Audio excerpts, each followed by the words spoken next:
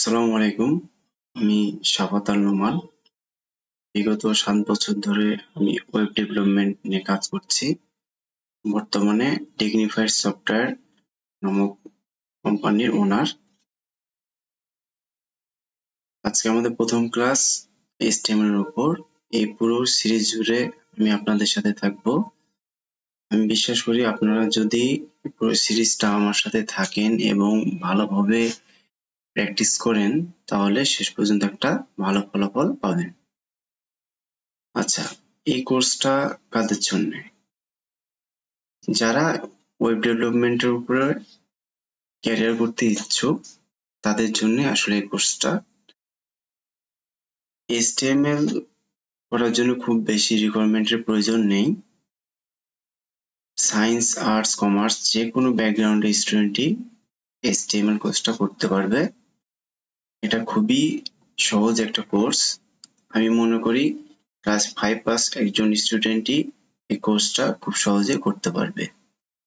আচ্ছা, HTML কি? HTML এর ডেফিনিশন হচ্ছে হাইপারটেক্সট মার্কারি ল্যাঙ্গুয়েজ। আমরা ওয়েব পেজ অথবা একটা ওয়েবসাইট তৈরি করতে গেলে যে স্ট্রাকচারটা দরকার হয় সেটাই হচ্ছে HTML। HTML এর মাধ্যমে আমরা খুব সহজে একটা ওয়েব পেজ অথবা ওয়েবসাইট তৈরি করতে পারি। আমরা উদাহরণ এভাবে দিতে পারি, একটা বাসা তৈরি করতে গেলে প্রথমে একটা স্ট্রাকচার তৈরি করতে হয়। এজন্য আমাদের রড, সিমেন্ট, ইট, বালি প্রয়োজন হয়। এই স্ট্রাকচারটাই হচ্ছে HTML। এখন এই বাসাটাকে রং করে খুব সুন্দর করে ডেকোরেশন করলে সেটা হচ্ছে CSS এর কাজ। এবং একটা বাসা অনেক ফাংশনালিটি থাকে, যেমন ইলেকট্রিক, পানি, লিফট। এই যে একটা ফাংশনালিটি, এগুলো হচ্ছে যে আমাদের অনেকগুলো প্রোগ্রামিং ল্যাঙ্গুয়েজ আছে, যেমন PHP, জাভা, পাইথন, এগুলো দ্বারা এইসব ফাংশনালিটির কাজ করা হয়।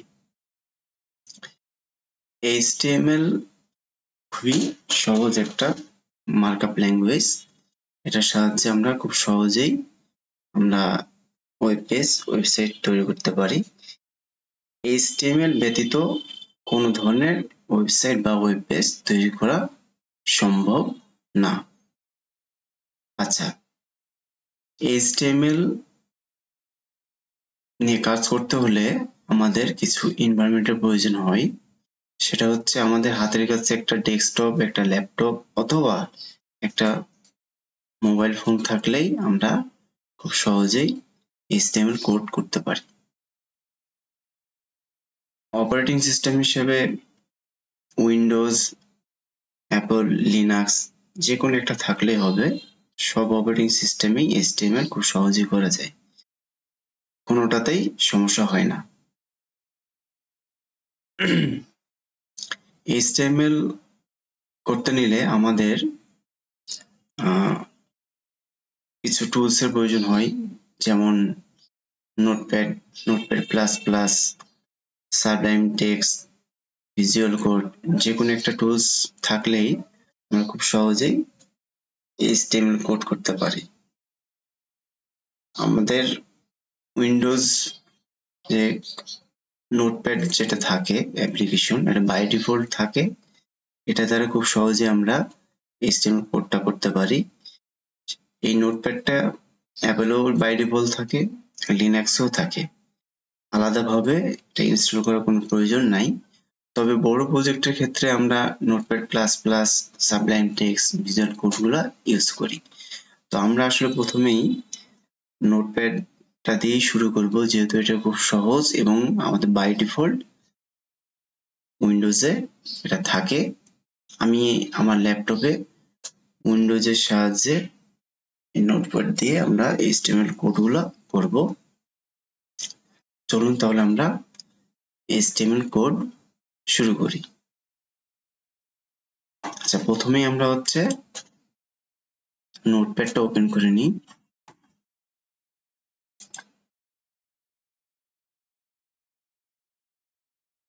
আচ্ছা, লেস দেন চিহ্ন ডক টাইপ HTML। এই অংশটুকু লেখার অর্থ হচ্ছে আমরা এটা HTML5 ভার্সনে কাজ করছি। এখন লেটেস্ট হচ্ছে HTML 5.2। এই কোডটুকু লিখলেই সেটা HTML 5.2 ভার্সনে আমরা কাজ করছি। ওকে, এখন হচ্ছে আমরা একটা সেন্টেন্স লিখি।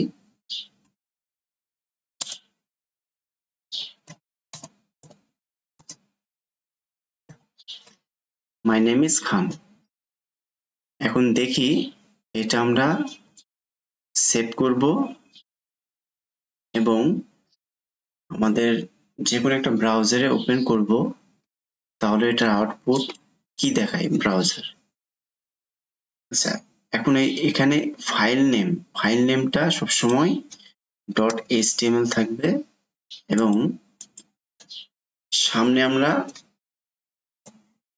লিখব ইন্ডেক্স। ইন্ডেক্স লেখার অর্থটা হচ্ছে আমরা একটা কোনো ওয়েব পেজ অথবা ওয়েবসাইট ওপেন করলে যেটা দেখতে পাই প্রথমেই, সেটা হচ্ছে হোম পেজ। কোন একটা ফোল্ডারের মধ্যে অনেকগুলো ফাইল থাকতে পারে, কিন্তু ব্রাউজার সেখান থেকে ইন্ডেক্স ফাইলটাকে প্রথমে বাই ডিফল্ট ওপেন করে, সেটা হচ্ছে হোম পেজ। এই জন্য আমরা এটা হচ্ছে ইন্ডেক্স লিখলাম। আর ফাইলের টাইপটা আমরা সবসময় অল ফাইলে রাখবো, এনকোডিং UTF-8 রাখবো। এখানে অনেক ধরনের এনকোডিং আছে, এগুলো আমরা ইউজ করব না, আমরা শুধু UTF-8টা ইউজ করব। কারণ এই UTF-8 এনকোডিংটা মাধ্যমে ব্রাউজার খুব সুন্দরভাবে আমাদের কোডটা আমাদের সামনে রিপ্রেজেন্ট করে। তাহলে এটা আমরা এখন ডেস্কটপে ফাইলটা সেভ করলাম। চলুন আমরা ফাইলটা ব্রাউজারের সাহায্যে ওপেন করে দেখি যে ব্রাউজার আমাদেরকে এটা কিভাবে রিপ্রেজেন্ট করে।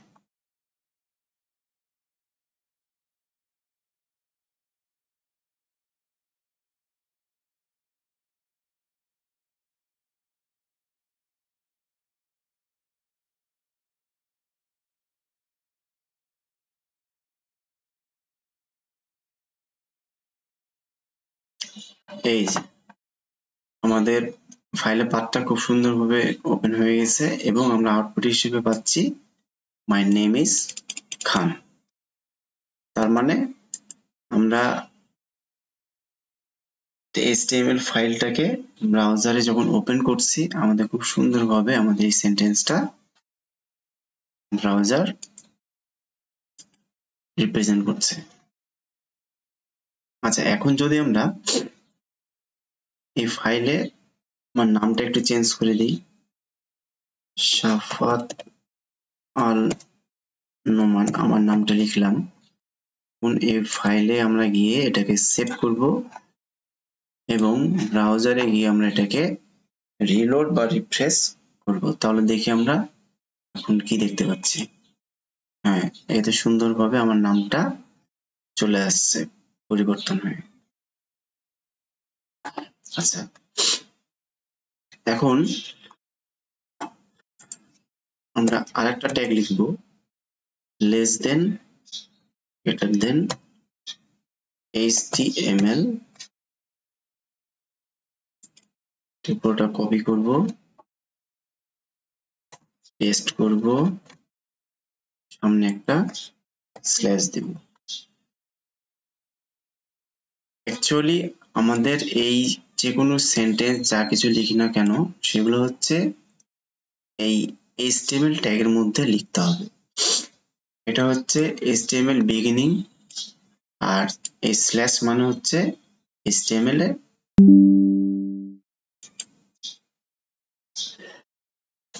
তাহলে ঠিক আছে, আজকে এই পর্যন্তই। আমরা আমাদের ক্লাস বেশি লম্বা করব না। আজকের মতো এই পর্যন্তই। আল্লাহ হাফেজ। আপনারা যতটুকু শিখলেন ততটুকু বাসায় নিজে প্র্যাকটিস করবেন এবং নেক্সট ক্লাসে আমরা এখান থেকেই শুরু করব। আল্লাহ হাফেজ।